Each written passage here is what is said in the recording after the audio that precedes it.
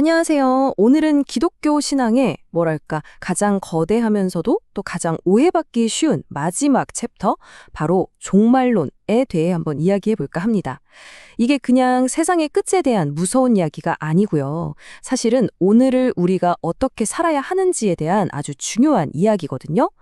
자, 지금부터 그 깊은 의미를 함께 파헤쳐 보시죠. 자, 세상의 끝은 과연 어떤 모습일까? 정말 궁금하지 않으세요? 이 질문은요, 수천 년 동안 인류의 상상력을 끊임없이 자극해왔고, 또 기독교 신앙의 바로 그 중심에 자리하고 있습니다. 이게 단순히 미래가 궁금하다, 이런 차원의 호기심이 아니에요. 우리 존재의 궁극적인 목적과 방향에 대한 정말 근본적인 물음인 거죠. 그래서 오늘 우리가 다룰 내용은요, 그냥 막연한 추측이나 상상이 아니에요. 바로 종말론이라고 하는 굉장히 체계적인 신학의 한 분야입니다. 이게 뭐냐면 역사, 인류, 그리고 더 나아가서 이 우주 전체의 최종 운명이 어떻게 될 것인가를 다루는 거죠. 말하자면 모든 것의 결말이 어떻게 계획되어 있는지 그 큰 그림을 함께 들여다보자는 겁니다. 첫 번째 섹션입니다. 그런데 왜 마지막을 연구해야 할까요? 솔직히 굳이 마지막을 알아야 하나? 어차피 먼 미래의 일이잖아. 이렇게 생각할 수도 있잖아요. 그쵸? 하지만요, 종말론은 그냥 미래를 점치는 게 절대 아니에요. 오히려 지금, 오늘을 살아가는 우리에게 정말 현실적이고 중요한 지혜를 주기 때문에 우리가 이걸 알아야 하는 겁니다. 자, 그럼 마지막을 공부하는 게 지금 우리한테 구체적으로 어떤 의미가 있을까요? 우선 이걸 알면 삶의 큰 그림, 그러니까 창조주의 전체 계획을 이해하게 돼서 우리가 길을 잃지 않게 도와줘요. 그리고 또, 오늘 하루를 정말 의미 있게 거룩하게 살아야겠다 하는 강력한 동기를 주죠. 뿐만 아니라 우리가 힘든 시기를 지날 때 서로를 위로할 수 있는 진짜 소망을 갖게 되고요. 세상의 가치에 막 휘둘리지 않고 더 높은 목표를 향해 나아갈 힘, 바로 그 힘을 얻게 되는 겁니다. 자, 그럼 궁금해지죠? 마지막이 다가오고 있다는 걸 우리가 어떻게 알 수 있을까? 성경은요, 이 시대를 분별할 수 있는 몇 가지 징조에 대해 이야기하고 있습니다. 바로 두 번째 주제, 다가오는 마지막의 징조들입니다. 이 마지막 때의 징조를 이해하려면요, 딱 한 군데를 봐야 합니다. 바로 마태복음 24장이에요.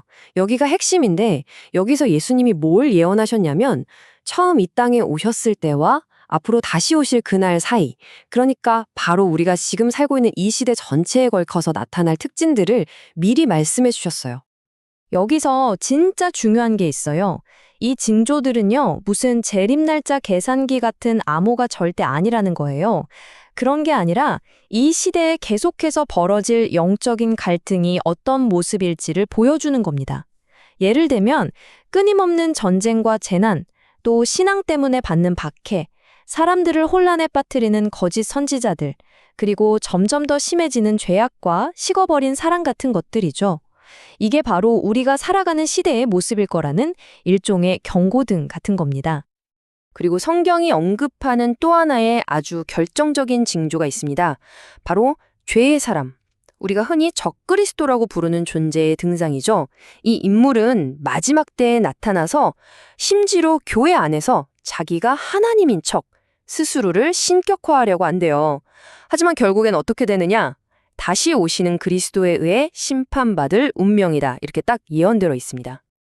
자, 세 번째 주제입니다. 이제 이 모든 징조들이 가리키는 단 하나의 지점, 이야기의 클라이막스로 넘어가 보겠습니다. 바로 역사의 정점이죠. 그리스도의 재림입니다. 여기서 우리가 정말 꼭 기억해야 할 게 하나 있어요. 그게 뭐냐면 그리스도의 재림은 절대 비밀스러운 사건이 아니라는 겁니다. 성경을 보면 번개가 하늘 이쪽 끝에서 저쪽 끝까지 번쩍 하는 것처럼 모든 사람이 똑똑히 볼 수 있는 아주 공개적이고 영광스러운 사건이 될 거라고 계속 강조하거든요. 그러니까 일부 사람들이 말하는 것처럼 소수만 몰래 들려 올라간다거나 하는 그런 비밀스러운 강림과는 완전히 다른 개념인 거죠. 좋아요. 그럼 그리스도께서 돌아오시면 그 후에는 어떤 일이 펼쳐질까요? 특히 그분의 통치는 어떤 모습일까요? 바로 이 질문이 우리를 천년왕국이라는 개념으로 이끌어줍니다. 이 시기를 두고 신학적으로 여러 관점이 있거든요. 자, 요한계시록에 나오는 천년간의 통치. 이걸 우리가 천년왕국이라고 부르는데요. 여기에 대해서 크게 두 가지 견해가 있어요. 첫 번째는 전천년설인데 이건 말 그대로 그리스도께서 재림하신 다음에 이 땅의 문자 그대로 천년 동안 평화왕국이 세워진다고 보는 입장입니다.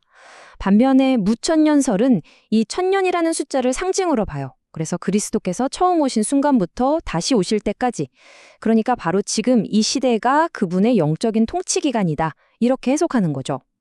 그러니까 두 관점 모두 그리스도의 통치를 맺는 건 똑같은데 그 시기와 방식에 대한 해석이 좀 다른 거라고 보시면 됩니다.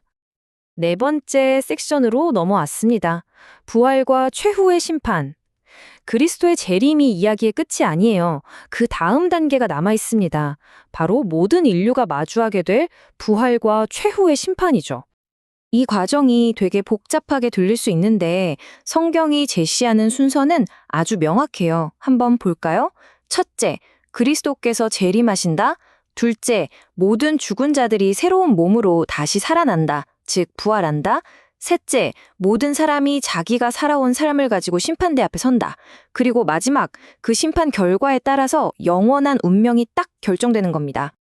근데 여기서 정말 중요한 게 있어요. 이 부활이라는 게 믿는 사람한테만 일어나는 게 아니라는 거예요. 믿든 안 믿든 모든 사람에게 일어나는 보편적인 사건입니다. 하지만 그 결과, 그 목적지는 딱 두 갈래로 나뉘어요. 하나는 영원한 생명으로 가는 부활, 그리고 다른 하나는 영원한 심판으로 가는 부활입니다. 요한복음 5장 29절을 보면 이 두 가지 운명이 정말 강력하게 요약되어 있어요. 선한 일을 행한 자는 생명의 부활로, 악한 일을 행한 자는 심판의 부활로 나오리라. 와, 정말 분명하죠? 우리가 이 땅에서 어떻게 살았는지가 우리의 영원한 결과를 결정짓는다는 그런 선언인 겁니다. 자, 이제 다섯 번째, 그리고 이 장대한 이야기의 정말 마지막 페이지입니다. 인류의 영원한 운명. 최후의 심판이 끝나고 나면 인류 앞에는 두 가지의 영원하고 최종적인 운명이 기다리고 있습니다. 먼저 믿는 자들의 최종 목적지부터 볼까요? 흔히 천국 하면 그냥 편안하게 쉬는 곳, 이렇게 생각하기 쉬운데 성경은 그렇게 말하지 않아요. 완전히 새로워진 세상에서 하나님을 섬기면서 왕처럼 다스릴 것이라고 말합니다. 이게 무슨 의무감으로 하는 일이 아니라 정말 기쁨으로 섬기고 그 영광에 함께 참여하는 거라는 거죠. 반면에 하나님을 거부한 사람들의 운명은 정말 극명한 대조를 이룹니다. 성경은 이걸 영원한 멸망이라고 표현하는데요. 여기서 오해하면 안 되는 게 이게 그냥 존재가 사라져 버리는 게 아니에요. 그게 아니라 생명의 근원이신 하나님으로부터 영원히 분리되는 고통을 의미하는 겁니다. 결국 인류의 최종 목적지는 딱 두 곳인 거죠. 하나님의 영광으로 가득 찬 새 창조 세계에 참여하느냐, 아니면 그 영광의 근원으로부터 영원히 단절되느냐. 정말 되돌릴 수 없는 심판의 엄중함을 보여주는 결론입니다. 이렇게 막 혼란스러워 보이는 마지막 사건들 속에서 성경이 계속해서 강조하는 하나의 핵심 키워드가 있어요.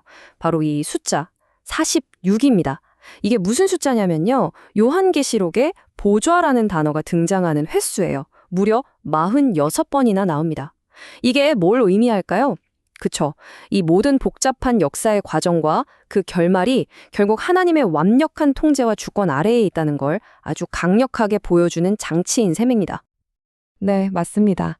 결국 이 거대한 종말의 이야기는요, 그냥 먼 미래에 대한 어떤 정보 꾸러미가 아니에요. 이 모든 이야기는 결국 하나의 질문으로 돌아옵니다. 나는 과연 지금, 오늘을 어떻게 살아야 하는가? 바로 이 질문이죠. 우리의 현재에 진짜 소망과 거룩함, 그리고 아주 분명한 목적을 주는 이야기인 겁니다.